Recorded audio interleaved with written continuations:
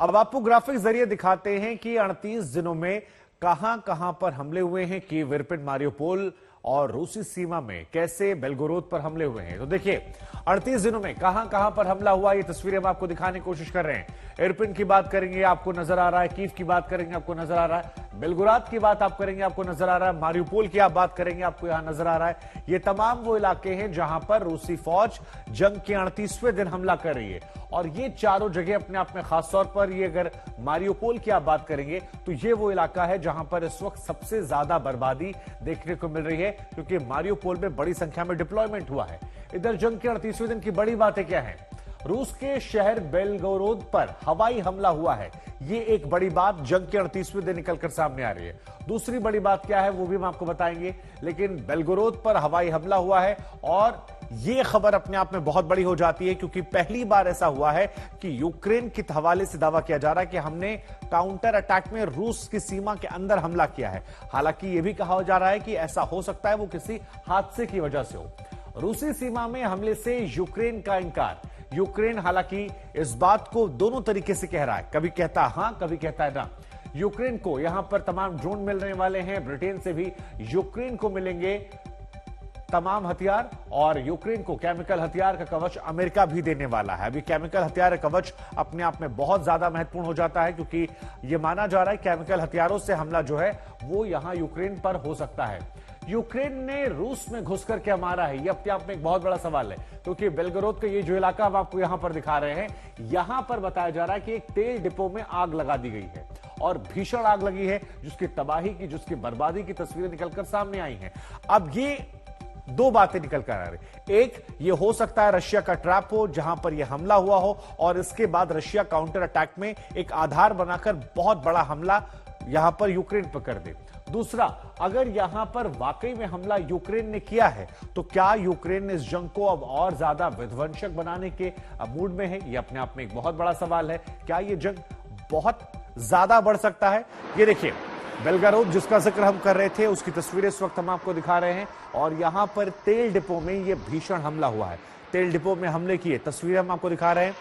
यह पहला मौका है जब रूस की सीमा के अंदर जाकर हमला किया गया है और यह कहा जा रहा है कि इस हमले का काउंटर अटैक जो है वो बहुत बड़ा हो सकता है अगर यह हमला यूक्रेन के हवाले से किया गया है तो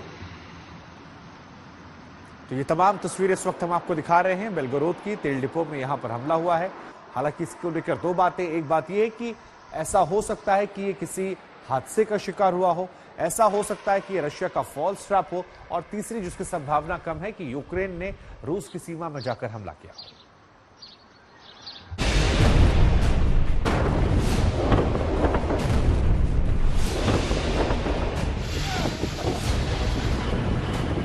तारीख 1 अप्रैल, वक्त सुबह के 5:45।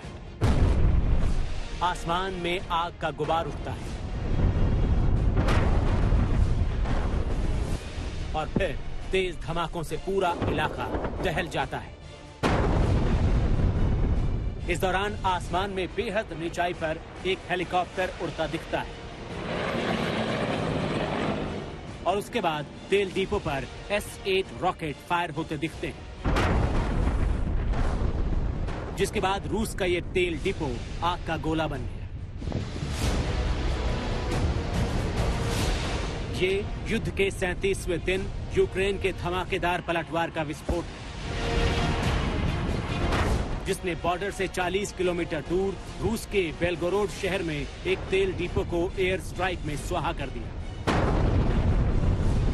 ये पहली बार हुआ है जब यूक्रेन ने रूस को उसी के घर में घुसकर मारा है। जब रूसी फौजें कीव और चार्निहिव से पीछे हट रही थी, तभी 2 दिन पहले एक खबर आई थी यूक्रेनियन मीडिया के थ्रू कि यूक्रेन ने एक बैलिस्टिक मिसाइल से फायर करके बेलोगोरद शहर में, जो कि रूस के अंदर पड़ता है, वहां एक एम्युनिशन डिपो को तबाह कर दिया। ये बात अपने आप में बहुत महत्वपूर्ण है, क्योंकि पहली बार यूक्रेन की तरफ से ऐसा कोई दावा किया गया है कि उन्होंने रूस की सीमा के अंदर जाके किसी डेपो को या किसी इंस्टॉलेशन को नुकसान पहुंचाया हो। अब इस बात का मैंने जिक्र जब किया इनके स्पोक्स पर्सन से यूक्रेन मिलिट्री के, तो उन्होंने ना तो इसको कंफर्म किया ना डिनाई किया। उन्होंने बोला हो भी सकता है, नहीं भी हो सकता है, लेकिन उन्होंने साथ साथ ये भी कहा है कि उसमें इतना पुराना एम्यूनिशन है कि वो एम्यूनिशन अपने आप भी फट सकता है। तो कहीं ना कहीं ये प्रतीत होता है कि शायद ये एक एक्सीडेंट था और ये जो अटैक जो क्लेम किया था यूक्रेन फोर्सेज ने इनिशियली, वो सही नहीं था। अब तक यूक्रेन ने इस हमले में अपनी भूमिका को स्वीकार नहीं किया है, लेकिन अगर ये सच है तो ये तीसरा मौका है जब यूक्रेन ने रूस के ठिकानों पर हमला किया है। इससे पहले यूक्रेन ने 25 फरवरी को लॉन्ग रेंज टोचका मिसाइल अटैक के जरिए रूस के रोस्तोव शहर में एक रूसी एयरबेस को निशाना बनाकर उड़ा दिया था। वहीं रूस ने दावा किया है कि 30 मार्च को भी यूक्रेन ने बेलगोरोड शहर में ही एक रूसी तोपखाने पर मिसाइलें दागी थी, जिसमें 4 रूसी सैनिक घायल भी हो गए थे।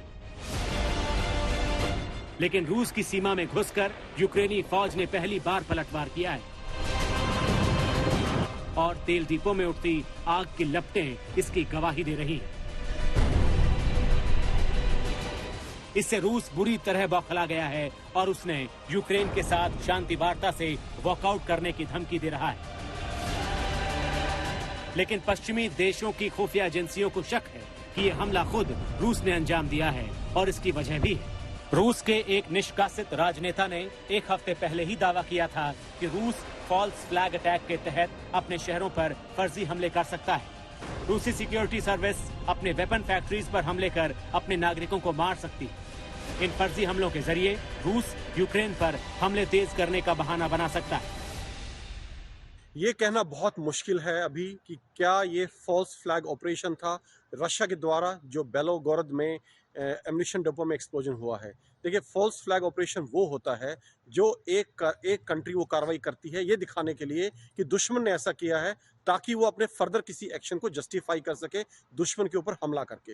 देखिए, इसमें काफी पुराना एम्यूनिशन था इस डिपो में, ये कंफर्म्ड है और ये संभावना भी है कि अपने आप फटा हो। लेकिन युद्ध में कुछ भी पॉसिबल है और हो सकता है रूस ने ये फॉल्स फ्लैग ऑपरेशन खुद किया हो और ब्लेम करे यूक्रेन को किसी ऐसे हमले को जस्टिफाई करने के लिए जो वो किसी बड़े इलाके पर बड़ी मात्रा में प्लान कर रहा है। तो कुछ भी संभव है, लेकिन जो देखने में लगता है अभी कि ये एक एक्सीडेंट था, रूस ने भी ऐसा बोला है, तो इसकी फॉल्स फ्लैग ऑपरेशन होने की संभावना बहुत कम है।